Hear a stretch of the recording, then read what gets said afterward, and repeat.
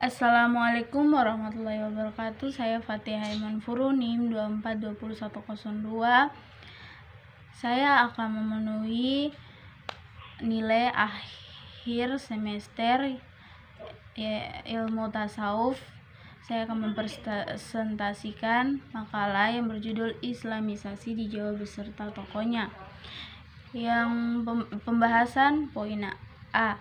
Kondisi Jawa menjelang datangnya Islam. Sebelum datangnya Islam, masyarakat Jawa sudah menganut agama Hindu, Buddha, dan kepercayaan terhadap nenek moyang. Hal ini terbukti dengan adanya peninggalan-peninggalan sejarah seperti candi-candi, patung, maupun prasasti. Adapun di Jawa, kerajaan Hindu terakhir sebelum datangnya Islam adalah Majapahit di Jawa Timur. Kerajaan ini merupakan kelanjutan Singosari yang juga memiliki ambisi perluasan daerah.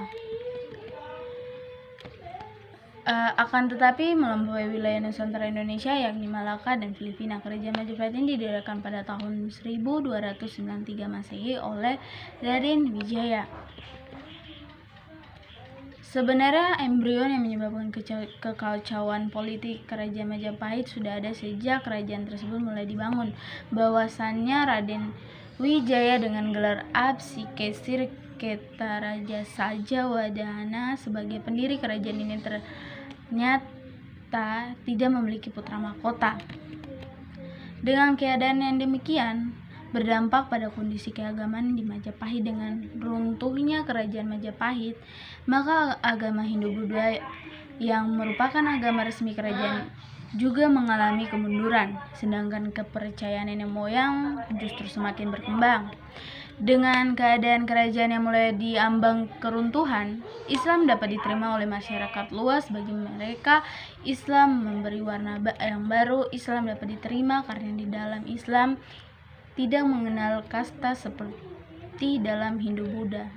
Meskipun jauh sebelumnya Islam sudah ada di Jawa, namun masih menjadi agama minoritas. Islam dapat berkembang di Jawa karena adanya jasa dari para penyebar Islam. Dalam babat Tanah Jawi disebutkan bahwa umat Islam dikumpulkan lengkap beserta senjata-senjatanya di Bintara, Bupati di Madura, Arya Teja di Cirebon, Bupati di Surapiringga, serta Pandita di Giri sudah berkumpul di Bintara bersama bala pasukannya. Apalagi para wali dan para mukmin juga sudah berkumpul. Semua lalu berangkat bersama ke Majapahit. Banyaknya barisan yang tak terhitung. Kota Majapahit dikepung. Orang Majapahit banyak takluk kepada Adipati Bintara.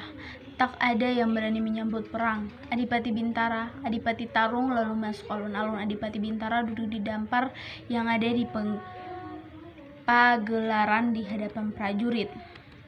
Hal ini bertolak belakang dengan teori yang menyatakan bahwa Islam masuk dengan cara damai.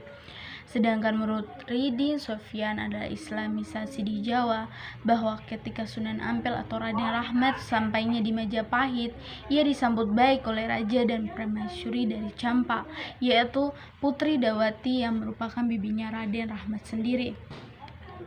Meskipun raja menolak masuknya Islam, namun ia sangat menghargai usaha Raden Rahmat, malah mengangkat menjadi gubernur di wilayah Ampel Denta dan memberikan kebebasan penuh kepadanya untuk menyiarkan agama Islam.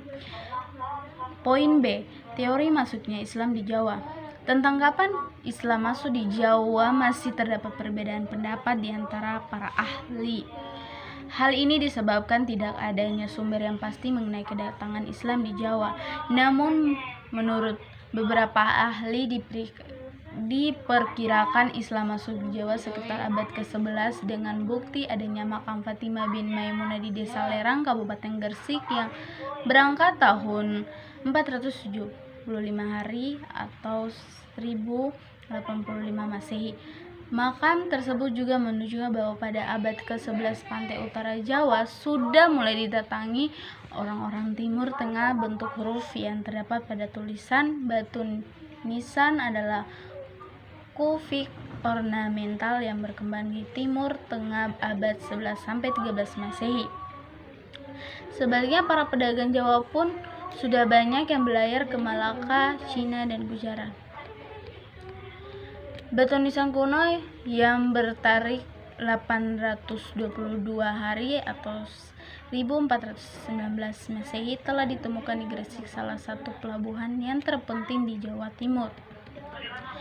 Dari beberapa hasil penemuan berupa batu nisan maupun catatan-catatan dari para musafir bahwa Islam masuk ke Jawa sekitar abad 11 Masehi, tepatnya di pesisir Pulau Jawa, yaitu Tuban dan Gresik. Tuban dan Gresik merupakan wilayah yang strategis sehingga banyak disinggahi oleh para saudagar dari mancanegara. Para saudagar ini mereka berdagang sekalipun menyebarkan Islam. Poin kece adalah penyebaran Islam di Jawa oleh para wali songo terbagi menjadi beberapa angkatan, yaitu angkatan pertama, wali songo angkatan pertama, wali songo angkatan pertama ada merupakan bentuk dari Sultan Turki Muhammad. Di antara anggota wali songo angkatan pertama yaitu 1. Maulan Malik Ibrahim, berasal dari Turki, ahli irigasi dan mengatur negara, menetap di Gresik sampai wafat tahun 1419 Masehi. 2. Maulana Is'a, berasal dari Samarkand, Rusia Selatan, ahli pengobatan. Maulana Is'a berdakwah di Jawa Timur dan menjelang usia senja lalu pindah ke Singapura, pindah lagi ke Pasai dan meninggal di sana. 3. Maulana Ahmad Jumadil Kubro dari Mesir. Yang ke-4. Maulana Muhammad Al-Maghribi, berasal dari Maroko atau Maghrib, wafat tahun 1465 dan dimakamkan di Jatinom, Klaten. Yang kelima adalah Maulana Malik Israil dari Turki, ahli mengatur negara. 6. Maulana Ali Akbar dari Persia atau Iran, ahli pengobatan. 7. Maulana Hasanuddin dari Palestina, wafat tahun 1462, dimakamkan di samping Masjid Banten Lama. 8. Maulana Ailuddin dari Palestina, wafat tahun 1462, dimakamkan di samping Masjid Banten Lama. Yang ke-9, Syekh Subakir dari Iran, ahli menumbali daerah angker yang dihuni jin jahat. Yang B, wali songo angkatan kedua. Menurut Hasanuddin Simon, dengan wafatnya Maulana Ibrahim pada tahun 1419, maka pada tahun 1421 dalam seorang penyebar Islam baru. Orang yang dimaksud adalah Ahmad Ali Rahmatullah dari Campas, sering hanya disebut dengan Raden Rahmat atau Sunan Ampel. Anggota wali songo angkatan 2 yaitu 1. Raden Rahmat, Maulana Is'a. 3. Maulana Ahmad Jumadil Kubro. 4. Maulana Muhammad Al-Maghribi. 5. Maulana Malik Israil. 6. Maulana Muhammad Ali Akbar. 7. Maulana Hasanuddin. 8. Maulana Aliuddin. 9. Syekh Subakir. Yang poin C, wali songo angkatan ketiga. Yang pertama, Sunan Ampel sebagai ketua yang berkedudukan di Ampel, Surabaya. 2. Maulana Ishaq. 3. Maulana Ahmad Jumadil Kubro. 4. Jafar Sohdik. 5. Syarif Hidayatullah. 6. Maulana Hasanuddin. 7. Maulana Layuddin. 8. Syekh Subakir. D. Wali songo angkatan keempat. 1. Sunan Ampel. 2. Mahdum Ibrahim atau Sunan Bonan. 3. Maulana Ahmad Jumadil Kubro. 4. Maulana Muhammad Al-Maghribi. 5. Zafar Sohdi atau Sunan Kudus.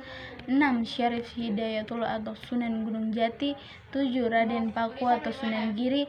8. Raden Qasim atau Sunan Derajat. 9. Raden Mas Syahid atau Sunan Kalijogo. Yang E, wali songo kelima. Anggotanya 1. Sunan Giri. 2. Sunan Ampel. 3. Sunan Bonan. 4. Sunan Kudus. 5. Sunan Gunung Jati. 6. Sunan Kalijogo. 8. Raden Fahta dan 9. Fatullah Khan berkedudukan di Cirebon. F. Wali songo yang ke-6. Pada tahun 1478 diadakan sidang wali songo ke-6 setelah Raden Fata dinobatkan menjadi Sultan Demak. Dengan demikian anggota wali songo angkatan ke-6 adalah 1. Sunan Giri. 2. Sunan Ampel. 3. Sunan Bonan. 4. Sunan Kudus. 5. Sunan Gunung Jati. 6. Sunan Derajat. 7. Sunan Kalijogo, 8. Sunan Muria, 9. Sunan Pandaranan berkedudukan di Tambayan, Klaten. D. Poin D. Saluran-saluran Islamisasi di Jawa. 1. Sarana perdagangan, 2. Sarana perkawinan, 3. Sarana kebudayaan atau kesenian.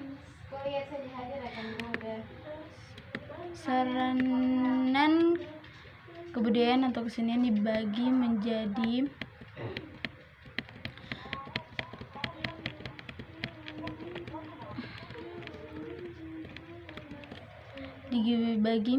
3.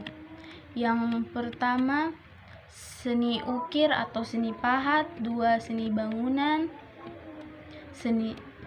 Seni sastra. 4. Sarana pendidikan, 5. Sarana tasawuf.